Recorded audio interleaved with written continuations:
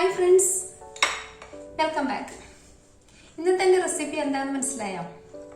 അപ്പോൾ ഇന്ന് ഞാൻ ഉണ്ടാക്കാൻ പോകുന്നത് ഒരു വഴുതിനങ്ങ ഫ്രൈ ആണ്. അപ്പോൾ എനിക്കറിയാം വഴുതിനങ്ങ സാധാരണ അധികം പേർക്കും അത്ര വലിയ ഇഷ്ടപ്പെടാറില്ല. അപ്പോൾ അങ്ങനെ ഇഷ്ടപ്പെടാത്ത ആൾക്കാർക്കൊക്കെ ഇതുപോലെ വഴുതിനങ്ങ ഫ്രൈ ചെയ്തിട്ട് ഒന്ന് ട്രൈ ചെയ്ത് നോക്കാവുന്നതാണ്. നല്ല ടേസ്റ്റാണ്, ശരിക്കും ചോറിൻ്റെ കൂടെയൊക്കെ പറ്റിയ ഒരു റെസിപ്പിയാണ്. ഇപ്പോൾ ഫിഷൊന്നും ഇല്ലാത്ത സമയത്ത് നമുക്ക് ഇതുപോലെ ഒന്ന് ഫ്രൈ ചെയ്തിട്ട് കഴിക്കാം. അപ്പോൾ നമുക്ക് എങ്ങനെ ഇത് ഉണ്ടാക്കുന്നതെന്ന് കണ്ടു നോക്കാം. ഇനി നമുക്ക് വഴുതിനങ്ങ കട്ട് ചെയ്തെടുക്കാം. അപ്പോൾ വഴുതിനങ്ങ ആദ്യം ഈ രണ്ട് ഭാഗത്തുള്ള ചെറിയ ഭാഗങ്ങൾ കട്ട് ചെയ്തിട്ട് ഞാൻ മാറ്റി വയ്ക്കുകയാണ്. അത് ഫ്രൈ ചെയ്യാൻ അത്ര കൊള്ളില്ല. ഇനി നമുക്ക് ഈ വഴുതിനങ്ങ റൗണ്ട് ഷേപ്പിലാണ് കട്ട് ചെയ്യുന്നത് ഫ്രൈ ചെയ്യാനായിട്ട്. അപ്പോൾ റൗണ്ട് ഷേപ്പിൽ കട്ട് ചെയ്യുന്ന സമയത്ത് ശ്രദ്ധിക്കണം, ഈ ഒരു തിക്നെസ്സിൽ വേണം ഇത് കട്ട് ചെയ്യാനായിട്ട്, അധികം തിന്നായി പോകരുത്. അതുപോലെ നമുക്കിതുപോലെ എല്ലാ വഴുതിനങ്ങയും കട്ട് ചെയ്തെടുക്കാം.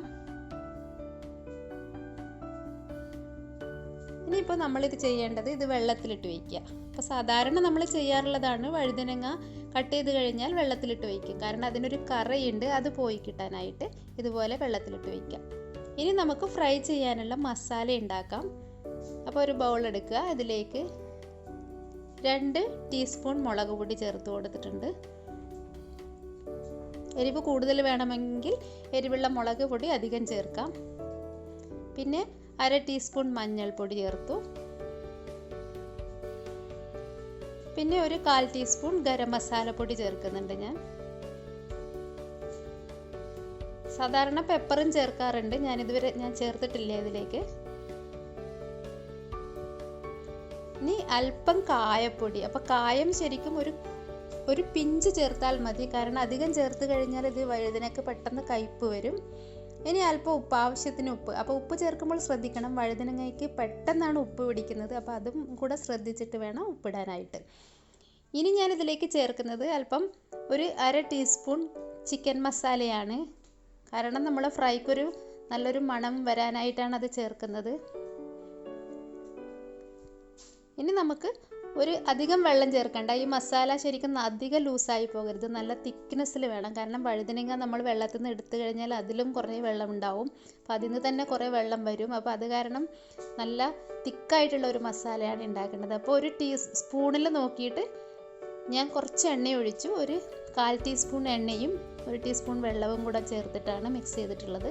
അപ്പോൾ ഈ ഒരു തിക്നെസ്സിൽ മസാല റെഡിയാക്കി എടുക്കാം.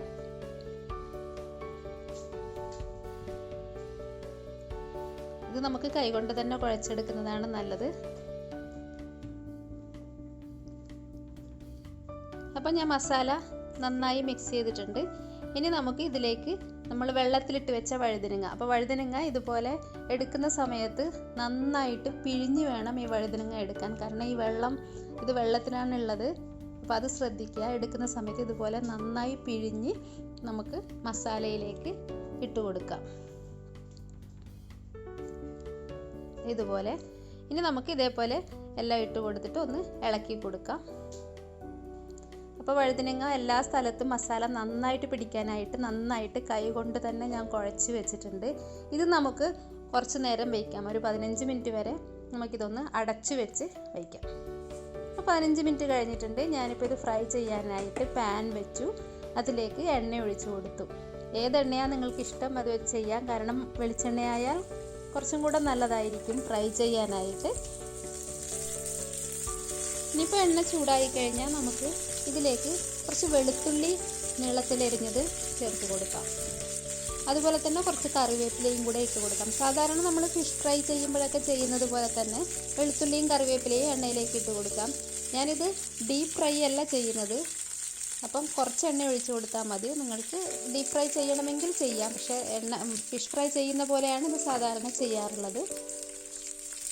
ഇനി ഇതുപോലെ നമുക്ക് ചൂടായ എണ്ണയുടെ മേലെ ഇത് വെച്ച് കൊടുക്കാം. അപ്പോൾ വഴുതിനങ്ങ പെട്ടെന്ന് തന്നെ ഫ്രൈ ആയി കിട്ടും, അതിന് കുറേ സമയമൊന്നും വേണ്ട, പെട്ടെന്ന് അത് വെന്ത് കിട്ടും. അപ്പോൾ ഇനിയിപ്പോൾ ചെയ്യേണ്ടതെന്ന് വെച്ചാൽ ഫ്ലെയിം ഒന്ന് കുറച്ച് വയ്ക്കാം തീ. ഇനിയിപ്പോൾ തീ കൂട്ടിക്കഴിഞ്ഞാൽ അത് അടി കരിഞ്ഞു പോവുകയും ചെയ്യും. അപ്പോൾ അതും കൂടെ ശ്രദ്ധിക്കണം. ഇതൊന്ന് വെന്ത് കിട്ടുന്ന ആ ഒരു ടൈം കഴിഞ്ഞാൽ നമുക്ക് ഒരു സൈഡ് ആയിക്കഴിഞ്ഞാൽ ഒന്ന് തിരിച്ചിട്ട് കൊടുക്കാം. അപ്പോൾ ഇത് ഒരു സൈഡ് എല്ലാം ആയിട്ടുണ്ട്. അപ്പോൾ ഓരോന്നോരോന്നായിട്ട് ഒന്ന് തിരിച്ചിട്ട് കൊടുക്കാം. ഇനിയിപ്പോൾ നമുക്കിത് രണ്ട് സൈഡും ആയിട്ടുണ്ട്. ഞാനിതൊന്ന് മാറ്റുകയാണ് ഇതൊന്ന് എല്ലാം. അപ്പം നമ്മുടെ വഴുതനങ്ങ ഫ്രൈ റെഡി ആയിട്ടുണ്ട്. നല്ല അടിപൊളി ടേസ്റ്റുള്ള വഴുതനങ്ങ ഫ്രൈ. എല്ലാവരും ഒന്ന് ട്രൈ ചെയ്ത് നോക്കണേ. ശരിക്കും നല്ലൊരു ഡിഷാണിത് ചോറിൻ്റെ കൂടെ ഒക്കെ കഴിക്കാനായിട്ട്. എല്ലാവരും ഒന്ന് ലൈക്ക് ചെയ്യാനും ഷെയർ ചെയ്യാനും സബ്സ്ക്രൈബ് ചെയ്യാനും മറക്കരുതേ. Thank you.